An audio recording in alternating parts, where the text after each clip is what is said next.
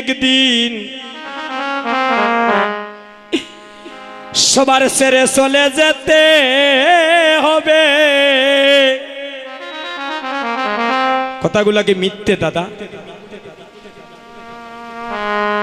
অকুনা সে যত বড় এগো রাজা জমিদার,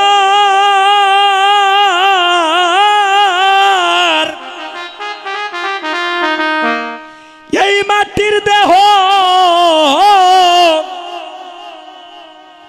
একদিন মাটির বাই হবে।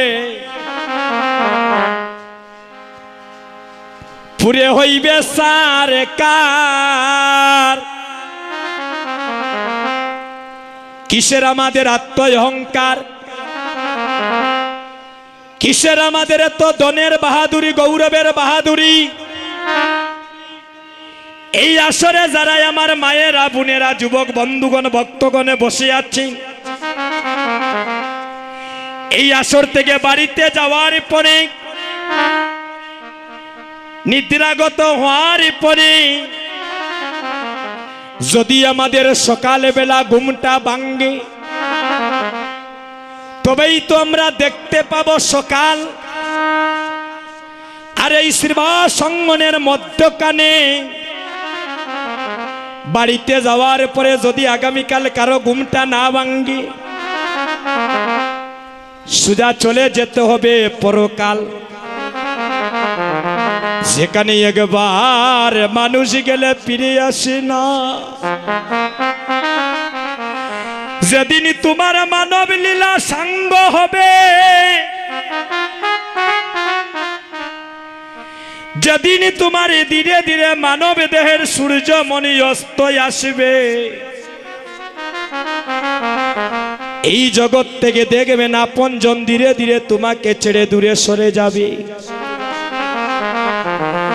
ভাই বলো, বন্ধু বলো, জগতের ভাই কেউ তো আপন নয়। দুই চারি দিনের পথের দেখা, কেবল পথের পরিচয়। সংসারে আপনার স্ত্রী আছে, সন্তান আছে, বেগে ভরে যদি ঘরের মধ্যে নিয়ে যেতে পারেন, ওই ঘরের সন্তান সহধর্মিণী দেখবেন অনেক ভালোবাসা দিবে। যেদিন আপনার ইনকাম বন্ধ হয়ে যাবে, যেদিন তাদের কথা মতো আর তাদের সেই খাবার দিতে পারবেন না, দেখবেন এই সন্তান আপনাকে ধীরে ধীরে আগের মতো আর ভালোবাসবে না। এই কীর্তন জগতে আসিয়া কত মানুষের ভালোবাসা পাইলাম, কত ভালোবাসা সকালে তাকে বিকালে চলে যায়। এই জগতে যদি কেউ ভালোবাসা করিতে চাও, তাহলে আমার গৌর হরির সাথে একটা সুন্দর সম্পর্ক তৈরি করো। তাকে যদি জীবনে মৌ যৌবনে দিয়ে ভালোবাসো, তার চরণে যদি মানি কুলো মানি ছেড়ে দিয়ে, আগৌরী বলে একবারই কাঁদো, সেই কাঁদাটা গোবিন্দের কাছে পৌঁছাবে। আরে জগতে যদি আমরা সবাই মায়ারি কাঁদা কাঁদি, এই মায়ারি কাঁদা জগতের কাঁদা। এ ভক্তগণ, যেদিন আমরা মানবী কুলে জন্ম নিয়েছি, আসার সময়ে সবাই একটা নদী পাড়ি দিয়েছিলাম।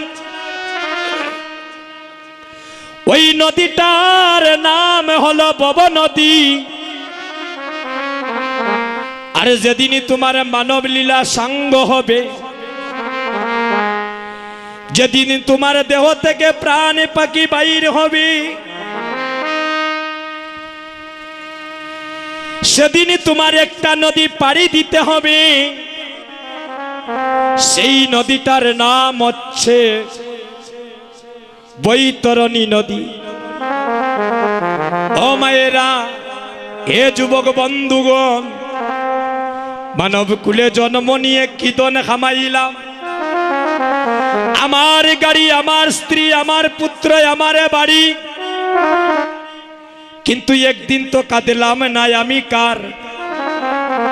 জীবী যে কৃষ্ণের নিত্য দাসে ভুলিয়া গেল, আরে সেই কারণে মায়ার পিপাসী গলায় বাঁধিল। যারা আমার গৌরী চরণে মন প্রাণ দিয়েছে, যারা আমার গৌরী চরণে মন প্রাণ দিয়েছে, যারা গৌরী মনির সাথে মন মনির সম্পর্ক তৈরি করেছে, তাদের সারাটা জীবনে কেঁদে কেঁদে যায়। যারা কৃষ্ণ প্রেমের কাঙ্গাল হয়ে নগরে নগরে বেড়ায়, তাদের দেখবেন কাঁদে থাকে ভিক্ষারি ঝুলি, তাদের মাথায় থাকে হরিনামের নামাবলী। তারা রাজবেশ ছেড়ে দিয়ে ভিখারির বেশে জীবের দাঁড়ে দাঁড়ে ঘুরায়, আরে বলে হে গৌরী হরি আমায় কৃপা করো, আমি যে বহু জনমের অপরাধী, আমি তোমার সাধনে জানি না, ভজনে জানি না, বহু জনমের ভাগ্যের ফলে পেয়েছি মানবী জনম। শুনেছি সাধু মুখে মানবী জনম আর নাকি হয় না। হে গোবিন্দ, তোমার চরণে আমার এই নিবেদন, তুমি আমাকে মানবী কুলে জন্ম দিয়েছ, আমি মানবী মানে ছেড়ে দিয়ে জগতের উঁচু নিচু বিচারি ছেড়ে দিয়ে সাধুগুরু বৈষ্ণবের চরণে যেন মস্তকটা নত করিতে পারি, আমি যেন হা গৌরী বলে কাঁদিতে পারি। আমার জীবনের যে আর বেলালা,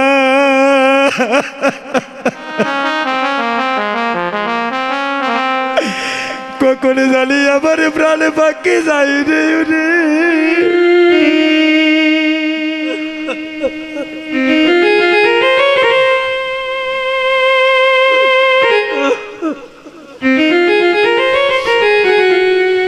যারাই আমার গৌরীকে ভালোবাসে দাদা, তাদের দশা কি হয়ে জানো? তাদের দেখবেন ঘরেও জ্বালা বাইরেও জ্বালা,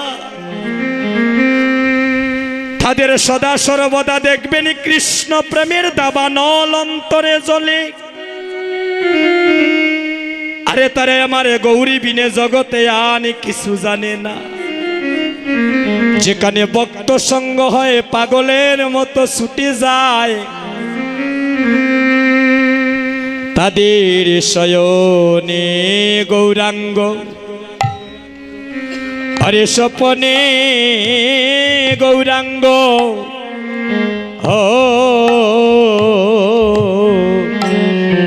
ওরে শয়নে গৌরাঙ্গ, তাদের স্বপনে গৌরাঙ্গ। গৌরাঙ্গ গোলারো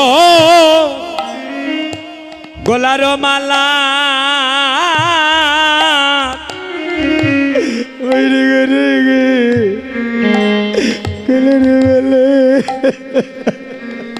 আয় হায় রে গৌরাঙ্গ গোলারো মালা, গৌরাঙ্গ গোলারো মালা।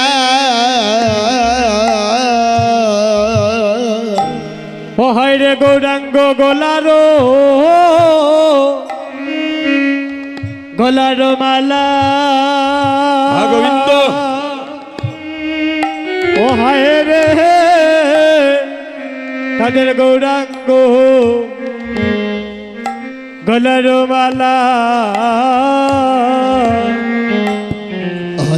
তাদের জীবনে গৌরাঙ্গ বাইরে উড়ে গৌরাঙ্গ ও তাদের জীবনে গৌরাঙ্গ বাইরে মরণে গৌরাঙ্গ ও তাদের জীবনে গৌরাঙ্গ তাদের মরণে গৌরাঙ্গ তাদের জীবনে গৌরাঙ্গ ভরণে গৌরাঙ্গ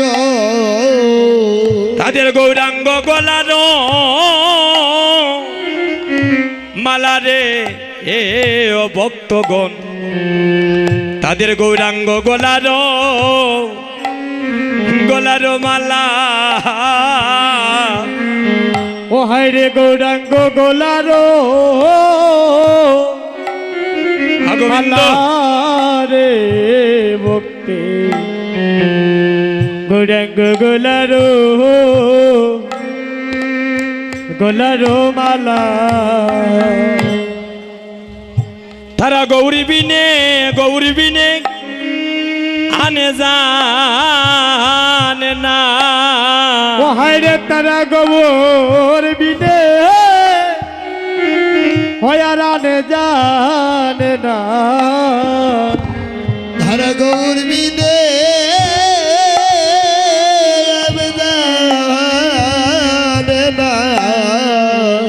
যারা আমার গৌর চরণে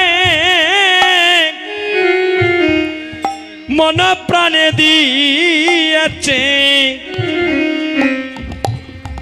তাদের গৌর বিলে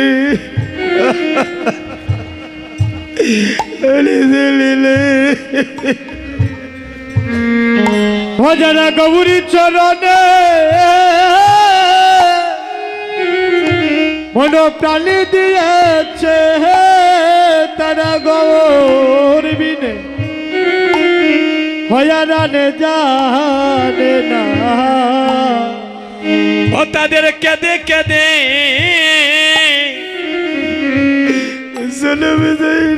ও তাদের খেদে খেদে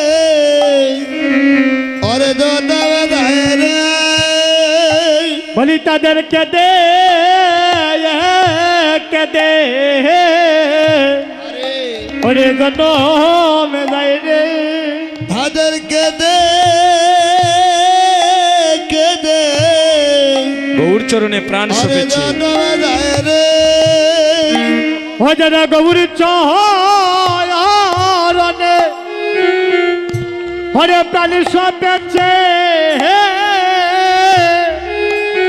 তাদের কেদে কেদে ওরে জনম যাই রে ধারা গৌর চরণি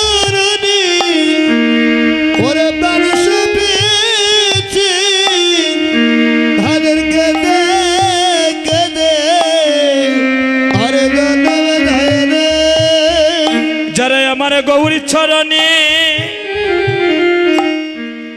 মন প্রাণে দিয়েছে তাদের কেঁদে কেঁদে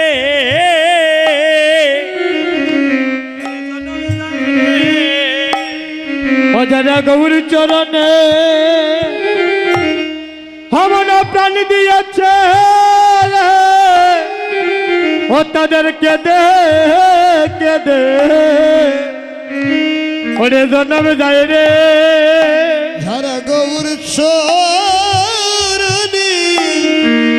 মন প্রাণ দিয়েছে তাদের কেদে কেদে হরে দোদম যাই রে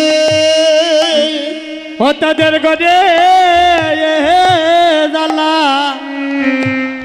তাদের বাইরে জালা নিতাই গৌর হরিব রাধে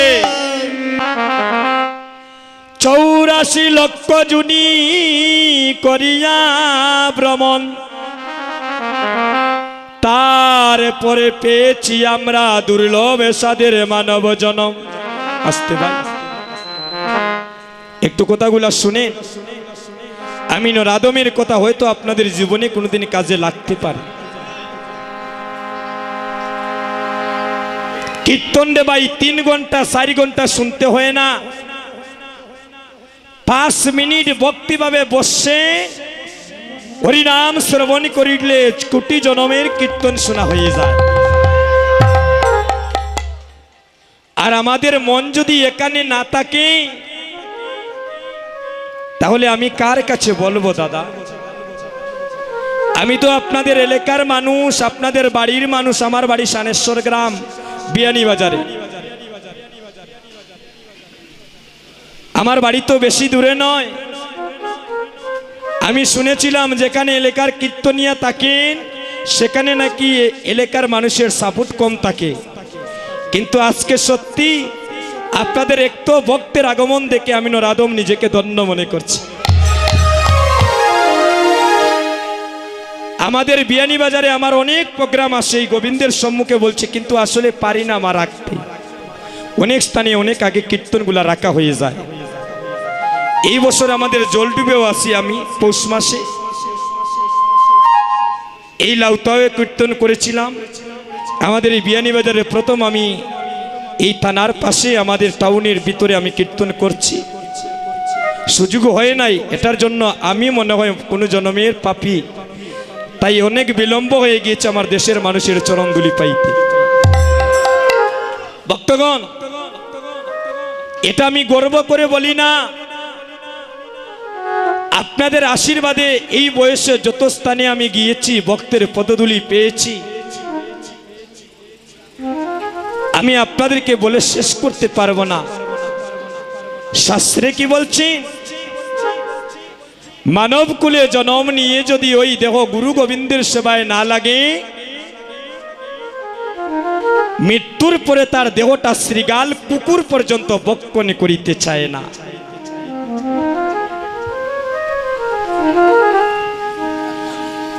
আমার কথাটা কি বোঝা যায় মা? অর্থাৎ আমরা মানব কুলে জন্ম নিয়ে যদি এই দেহটা গুরু গোবিন্দের সেবায় লাগে না, আমরা মানব কুলে জন্ম নিয়ে একবারে যদি হা গৌরী প্রাণে গৌরী বলে ডাকতে পারি না, মানব কুলে জন্ম নিয়ে এই দেহটা যদি গোবিন্দ সেবায় লাগে না, আমাদের মৃত্যুর পরে এই দেহটা শ্রীগাল কুকুর পর্যন্ত বক্ষণে করিতে চায় না। তার প্রমাণ আমি একদম সংক্ষেপে বলছি দাদা, আমি লীলায় চলে যাব। একদিন আমার পরমেশ্বর ভগবান শ্রীকৃষ্ণ একটা নির্জন স্থানে বসে আছে। শুনবেন, খুব দামি কথা দাদা। অন্য প্রান্ত দিয়ে হেঁটে হেঁটে অর্জুন আসছেন শ্রীকৃষ্ণের নিকটে। আমায়েরা, আমার ভগবান শ্রীকৃষ্ণের রথের সারথি কে গো? অর্জুন। ভগবান গীতার মধ্যে বলেন নাই, সর্বধর্মানে পরিত্যাজ্য মামেকং শরণং ব্রজ ওং তাং সর্বপাপস্য মুক্তস্যামি মা শুচ। আমি আমার ভক্তের বোঝা বহন করতে বড়ই ভালোবাসি। আমার ভক্ত যদি ভক্তিভাবে আমার কাঁধে তুলে দেয়, কারণ আমি ভক্তের অধীন ভগবান, আর নিজে ছোট হয়ে বাড়াই ভক্তের মান। ভক্তই আমার মাতা পিতা, ভক্তই আমার গুরু, আর ভক্তই আমার নাম রেখে দিয়েছে বাঞ্ছা কল্পতরু। ভক্তের রাতে আহারি করি, ভক্তে দিলে খাই, আর ভক্তের যেদিন দেহ তরি অচল হয়ে যায় আমি নিজে বইটা ভাই। হরি বল। অর্জুনকে বলছেন, অর্জুন তুমি এমন ভাবে বদন নিয়ে আমার দিকে তাকিয়ে আছো, তুমি কি আমাকে কিছু জিজ্ঞাসা করবে? অর্জুন বলছেন, কৃষ্ণ আজ আমার মনে বড় সাধ, একটা বাসনা জেগেছে, যদি তুমি সেই আশাটা আমার পূর্ণ করো। মাগো,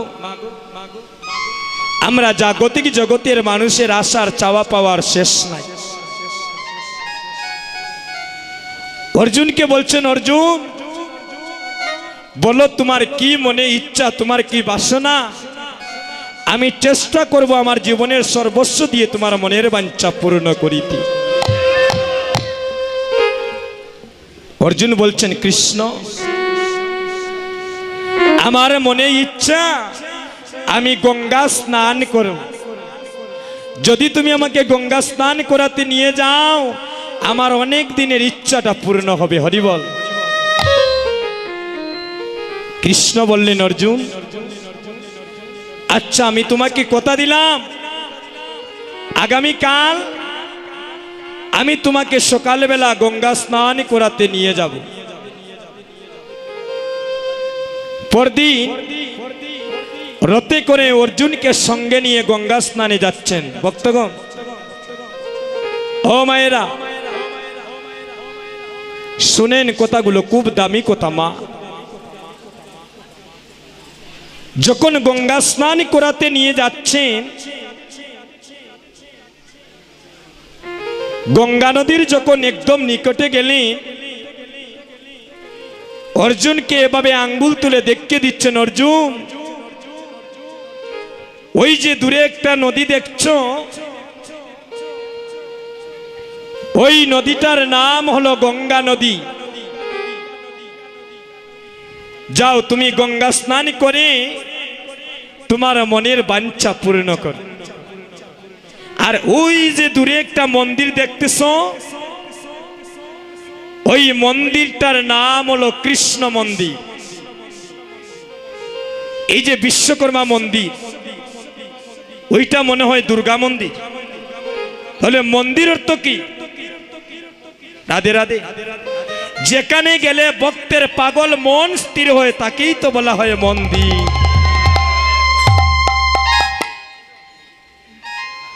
যেখানে গেলে অশান্ত মন শান্ত হয়, যেখানে গেলে মন স্থির হয়ে কৃষ্ণ সেবায় লাগে, তাকেই বলা হয় মন্দির। ওই কৃষ্ণ মন্দিরে আমি থাকবো।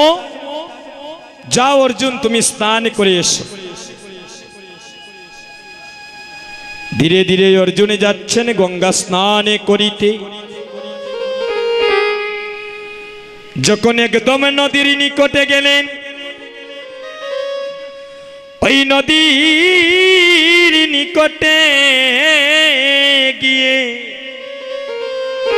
এই দেখেন, উত্তরটা দেব, আমার দিকে একটু লক্ষ্য করেন মা। ওই নদীর নিকটে যখন গেলে,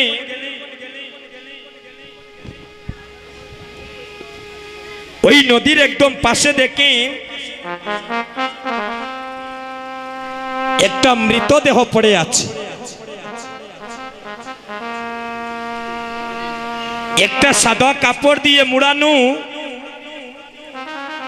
ওই নদীর পাশে একটা মৃতদেহ পড়ে আছে। একদিন সবাইকে দাদা মৃত্যুশায়ী হতে হবে। জন্মের স্বাদ আমরা যখন গ্রহণ করেছি ভক্তগণ, কেউ 2 দিন আগে, কেউ 2 দিন পরে মৃত্যুর স্বাদটাও গ্রহণ করতে হবে, কেউ অস্বীকার করিয়া যাইতে পারত না।